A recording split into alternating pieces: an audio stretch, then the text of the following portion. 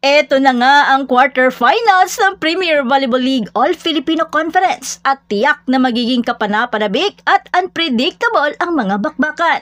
Bagamat may kanya-kanya man tayong mga paboritong kupunan, pero ngayong taon, napatunayan ng bawat kupunan na kaya nilang magbigay ng sorpresa.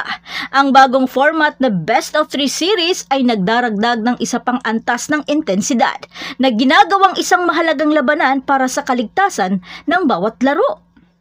Simulan natin sa isang kwento ng Cinderella, ang Galleries Tower High Risers na nagpagulat sa signal para makarating sa last 8 ay ngayon ay haharap sa malakas na Akari. Alam ni Coach Ler Magiron ang hamon na nasa harapan nila. Ang Akari ay mayroong malakas na roster kabilang sina Gretchen Soltones, Ivy Lacsina at Faith Nesperos. Kaya ang tanong, magagawa kaya ni na Jewel Encarnacion, Isa Jimenez at Julia Coronel na ipagpatuloy ang kanilang kahangahangang laro? O di kaya masyadong malakas ang Akari para sa kanila? Ang labanang ito ay isa alas 4 ng hapon at for sure, isa ito sa hindi mo dapat palampasin. Lalo na mukhang mahihirapan sila sa mga opensa at diskarteng pinapakita ni Ivy Lacsina na ngayon ay gumagawa ng pangalan sa best scorer na may 178 points at pasok ito sa panglima sa pwesto. Pero bibigyan muna siya ng sakit ng ulo ni Alyssa Eroa na pumang pangalawa sa pwesto kay Don Macandili Katindig sa best diggers na may 4.98 average by set.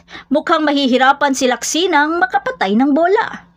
Susunod naman, isang paghaharap ng mga higante, ang PLDT laban sa Choco Mucho sa alas 6:30 ng gabi. Si Savvy Davison ng PLDT ay nasa mataas na status matapos ang kanyang career high na 34 points performance. Ngunit kakailanganin niya pa rin ang suporta ni na Erica Santos, Fiola Cibalios at ng mga natitirang bahagi ng kupunan. Gayunpaman, ang Choco Mucho ay hindi rin basta-basta. Sa pangunguna ni Cici Rondina, Isa Molde at Dindin Manabat, handa silang sumagot sa hamon ng PLDT, shot for shot. Alam ni Coach Rodrigo Fort na ang seryeng ito ay magiging isang labanan ng tapang at determinasyon. Bagamat nangunguna man si Savvy Davison sa best scorer na may 296 points, pumangalawa naman si Cici Rondina sa pwesto na may 258 points. Mukhang matinding showdown ang makikita natin. Kung maaalala natin, sa preliminary round umabot sa 4 set ang bakbakan at nagtagumpay ang Choco Mucho. Kaya sa best of 3 series, sino kaya ang magtatagumpay? Labanan ito ng stamina at magandang sistema. At hindi pa tapos ang excitement dahil sa Martes mayroon tayong dalawang mas kapanapanabik na paghaharap. Ang Creamline ay haharap sa Cherry Tigaw at ang Petrogas ay haharap naman sa Zeus Coffee. Ang bawat serye ay best of 3, ibig sabihin ang bawat laro ay mayroong mabibigat na bala. Ang isang panalo ay maaaring magpalit ng momentum habang ang isang pagkatalo ay maaaring maglagay sa iyo sa depensa. Sa quarterfinals ng PVL ngayong taon, walang kupunan ang ligtas, walang kalamangan ang matibay, at walang laro ang mahuhulaan. Lahat ay unpredictable. Magdedepende na lang kung sino ang may magandang gising. Ito ay laro ng lahat, kaya manood at masaksiyan ang kamangha-manghang athleticism, ang strategic brilliance at ang hindi matitinag na determinasyon ng mga kahangahangang volleyball player na ito. Sino kaya ang magtatagumpay at magwawagi?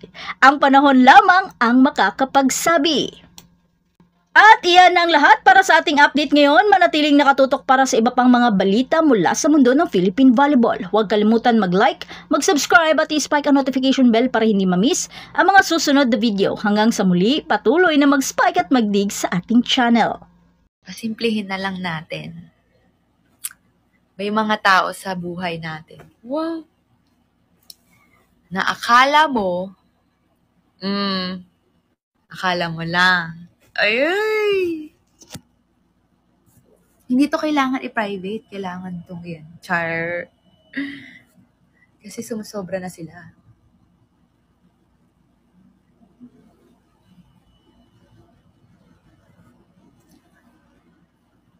Again, kung ako lang inaaway niyo, walang problema. Pero wag niyo dinadamay yung mga tao sa life ko. Dahil wala naman silang ginagawa. Porket di lang nasusunod yung kagustuhan nyo,